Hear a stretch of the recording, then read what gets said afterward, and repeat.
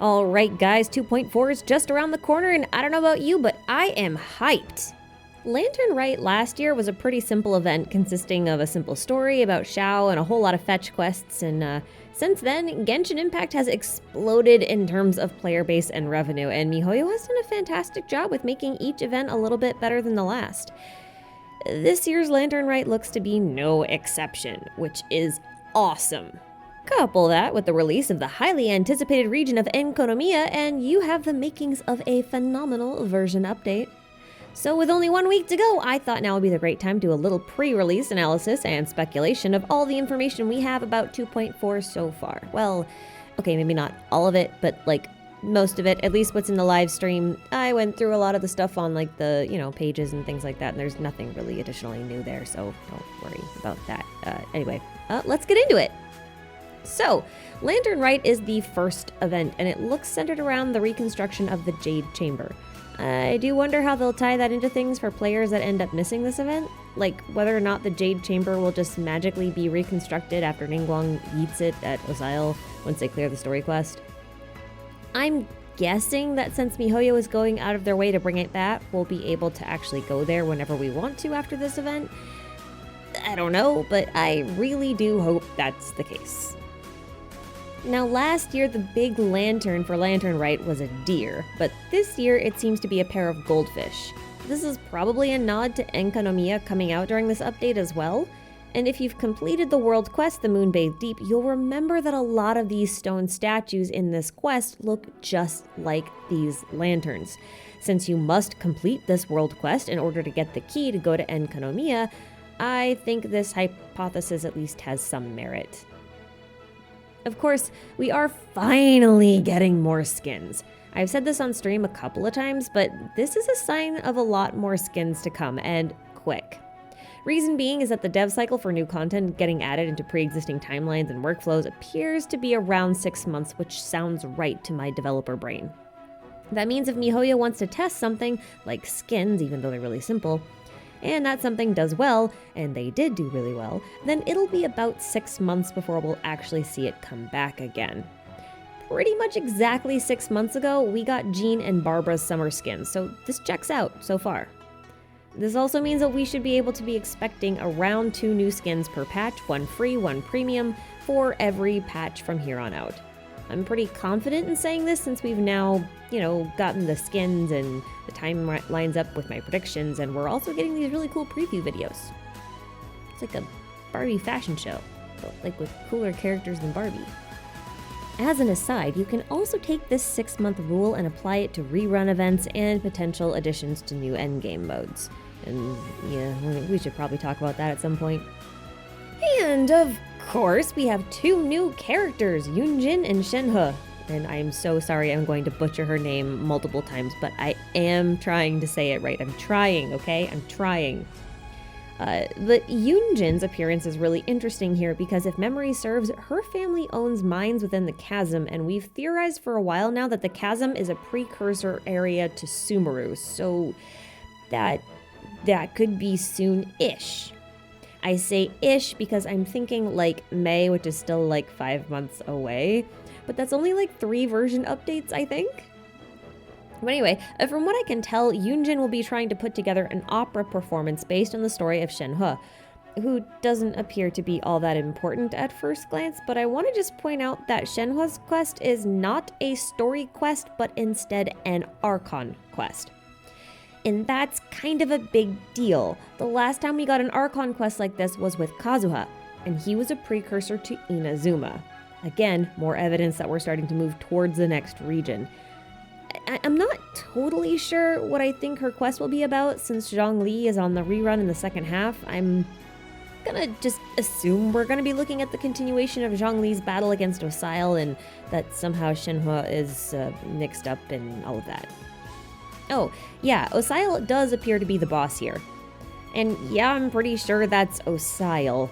Last time we saw him, Child kind of like half undid the seal, so Osail wasn't fully reformed, so I'm thinking this must be what his real body looks like.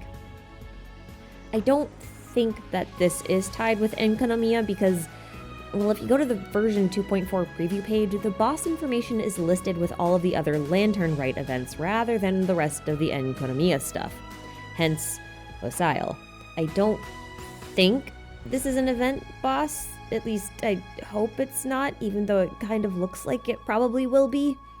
It's just such a shame that if this was the only time we actually get to fight them and it's, in an event that people can miss. It's like fighting A in the Archon quest and then never getting to do that ever again. It's just sad. I wanna do that again. Like, come on, give me a second shot. I want a rematch. Come on, let me fight her with Ito, please. Please. Oh, and Shenhe appears to be related to Chongyun in some way. They're both from exorcist families. They both have similar vibes, similar talisman magic-y kinds of things, and I'm not sure if she's a sister or a cousin or like a second cousin from a branch family if you go into that whole thing, but I'm assuming she's at least blood related. She apparently dislikes Xingqiu, who doesn't understand why, but Xingqiu also likes to prank Chongyun, and Chongyun has a line about Shenhe that we can't see because it's locked until we complete the Archon quest. So it'd be kind of interesting if they ended up with like a protective big sister dynamic there. Incidentally, Chongyun is a character who has massive yang energy, which means he's full of such positivity, for lack of a better term, that he kind of like repels negative events, including ghosts and demons, which frustrates him as an exorcist, and yeah, I get that. But Shenhe appears to have the exact opposite issue. It looks like she's basically pure yin energy, right? Which means that she would be attracting disasters and cataclysms and everything else to herself. So she does the exact opposite of Chongyun. They're like the opposite ends of a magnet, but like cut down the middle. So they never actually got the balance, right? So one repels, one attracts. It's kind of, anyway. I digress. I just thought it was kind of interesting. And I do think that whole like pure yin energy thing is her reference to her homicidal nature. She doesn't seem to be someone who's just going to like turn into a serial killer. That's a weird translation choice, I'm just saying. Anywho, it's interesting to me that Xiao and Ganyu are featured alongside Shenhe on the version update artwork specifically, because usually that, has the focus on the characters that are actually going to be prevalent in the story if there's going to be a story. So, guessing those two are going to play some kind of role, and that's part of the reason why I think, Shenhe and Ganyu and Xiao and Zhongli are all going to be kind of like, reliving the battle against Osile in his true form. Which is great because I think that means it's part of the Archon quest and not part of the Lantern Rite event. And it's really hard to distinguish which is which here. And I just don't know. I don't know which is which. It might be one of those scenarios where like with Albedo's first story quest and also the first Dragonspine event with the Festering Desire Sword, it might be one of those things where like the two events and the story quest kind of like weave into each other, but like if you miss the event later on, you can just get part of the story, but not like all of this auxiliary stuff. I'm hoping that's kind of more what it is, but it's still a shame that some of that's going to be locked away. Other than all of that, we've got a new spear, 2 new hangouts, and some events where we get to make fireworks, play with some shadow puppets, photograph some tanuki, do some boat races, play some hide and seek with friends, snag ourselves a shiny free 4-star unit, Yunjin included, and a bunch of free currency and materials, and then we're getting the Study in Potions event, which in my opinion looks like another test run of potential endgame content, which is fantastic. I mean, not the potion bit, but the fact that the floors within this event get progressively harder, and units used on previous floors go on cooldown after you complete a floor, so you can't use the same teams over and over again. That really encourages a balanced and well-built roster, which is key for endgame content and a gacha, in my opinion. I'm really happy to see this kind of creative thinking, and I think it'll get put to good use later on, although it might be farther out than I think most people would be excited about, just a little bit more farther away than we think it is. Anyway, that's it for the appetizers, and now we get to the entree. We are getting the entire region of Enkanomia. Now, it's not stated in the live stream whether we'll get access to Enkanomia straight away when the update drops, or if it'll be available after Lantern Rite ends, but I'm thinking it'll probably be right away. Reason being is that Shenhe is being released first, and she's going to require new boss materials as per her little preview page thing here. There are 2 new bosses revealed in this update, and I'm thinking Shenhe might require Bishop drops more than Osile drops. I don't think he'll actually drop anything because he's kind of seeming more and more event exclusive, and I'm still kind of about that. But anyway, a little backstory on Enkanomia for those of you who aren't familiar. The region of Enkanomia was apparently a normal island at one point, located directly below the current Watatsumi Island. At some point within the last 1,000 years, it sank below the sea and left the people stranded there down in the dark, in the pitch black, under the water, in a big cavern. That sounds scary. Sorry. At some point, a man named Abe Yoshihisa created an artificial star and brought light to the entire region. Rumor has it that Yoshihisa was only able to do this because he received knowledge from a supposed god that existed with Enkanomia, which has remained unnamed, and so we know very little to nothing about it. And it's also just a rumor in a book. So there's that. Anywho, this star, Light, kept a horrible creature known as the Dragonair at bay since the Dragonair hated light. With the light protecting their city, the Dragonair was unable to freely eat them as it pleased, because that's apparently what it did. It would just kind of like snack on humans that it would find in the dark, like nom. The people then, after they had this light protection kind of thing, they elected someone known as Sunchild to rule as their king, and the Sunchild turned out to be a pretty horrible boss. He's pretty tyrannical. Not a good person to work for, or live under, or any of that. Terrible landlord.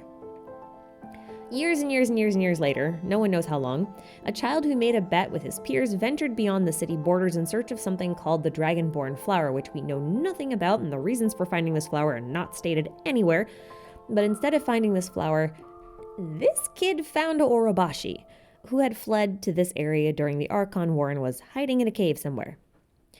So the kid then requested that Orobashi become the god of Enkanomia, and Orobashi agreed for some unknown reason. Together, the child and Orobashi confronted and apparently overturned the Sunchild's rule, and then defeated the Dragonair, and eventually they returned to Tevat, where Orobashi constructed the Isle of Watatsumi from undersea coral and maybe some other things. Depends. We'll see. What's kind of funny about this story is that it actually parallels Venti and the Unknown Bard and their fight against Decarabia. I think that's really cool, but it's essentially the same thing that happened. The same thing happens in Enkanomia that happened in Old Mondstadt, and easy to remember, right? Yeah. Big snake saves people. Now it's God. So this is the story of Enkanomia as told in the book The Serpent-Drake of Tokoyo no Kuni. So it's likely not completely accurate. It's important to remember that in Genshin, every book is told from the perspective of an unreliable narrator. Some information is truthful and some is not, and everything contains the author's bias, which makes finding information in this game a lore hunter's nightmare. I just gotta say, it's awful. It's horrible. I hate it. Someone help me. That said, I do have some fun tidbits to add to this story. You'll notice that although this book is about Enkanomia, the name of the book calls it Tokoyo no Kuni.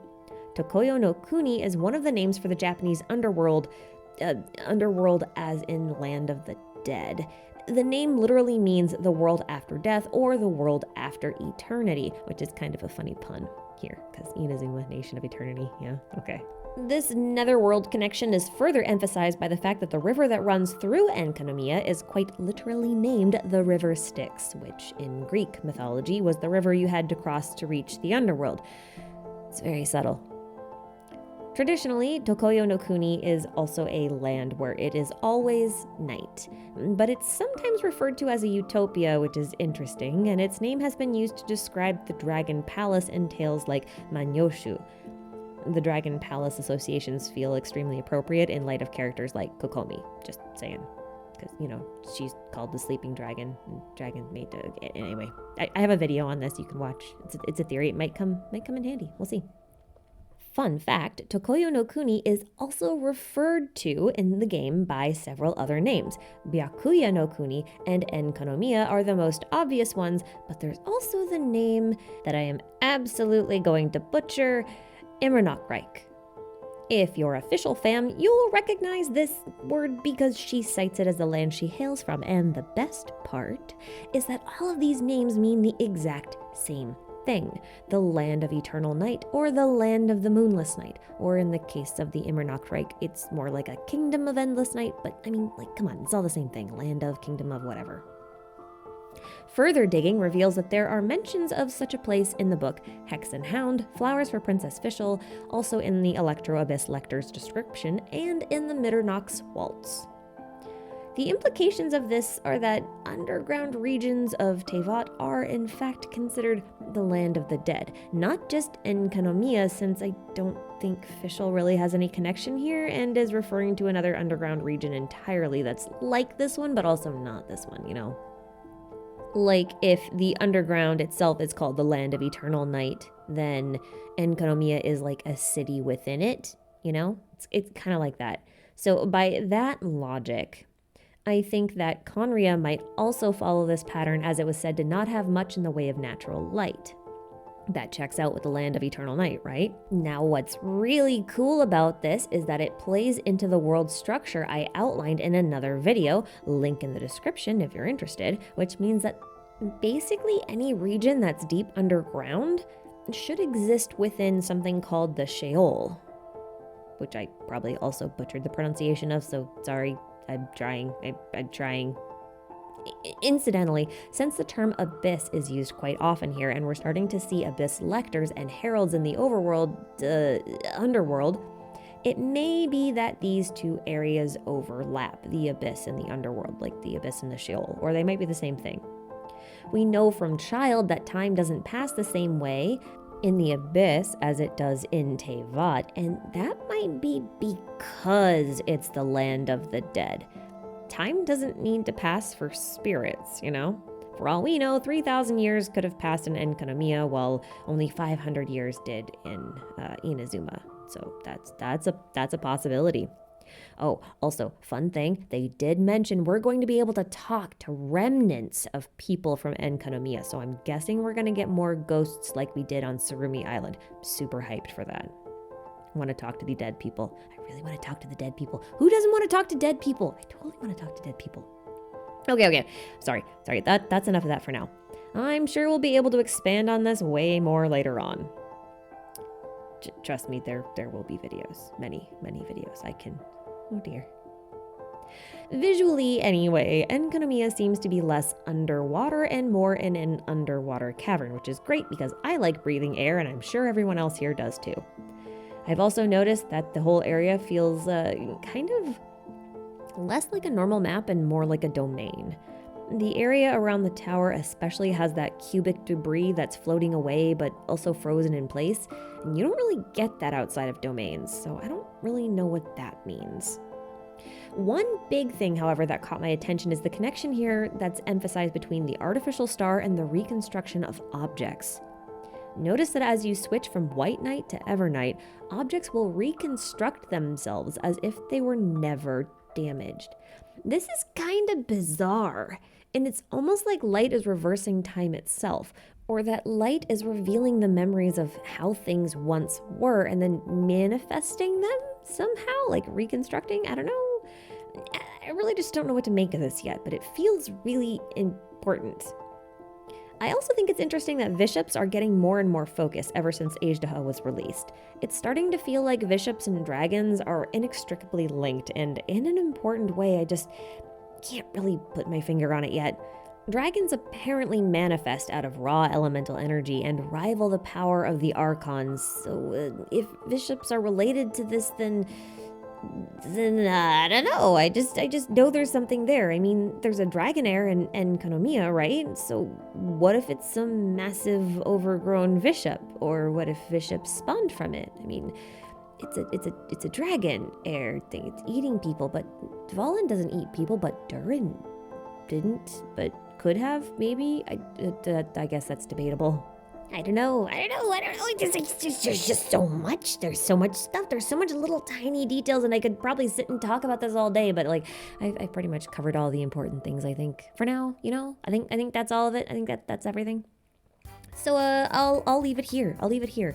If you guys noticed anything in the trailer or in the preview pages that I didn't mention here that you thought were really cool or that you have additional thoughts on, please leave them down in the comments. I am super excited to read them, to see them, to just think about the possibilities. You know, I want to think about possibilities. I want to speculate. I want to see things. I want to read some books. There's apparently a lot of books in this update, which I'm very excited about. Except also books, unreliable narrators. Questionable information. We're going to be sifting through this for forever, I can tell, but that means we'll probably do a lot more videos on it, and I'll probably start a whole new video series, which is also cool.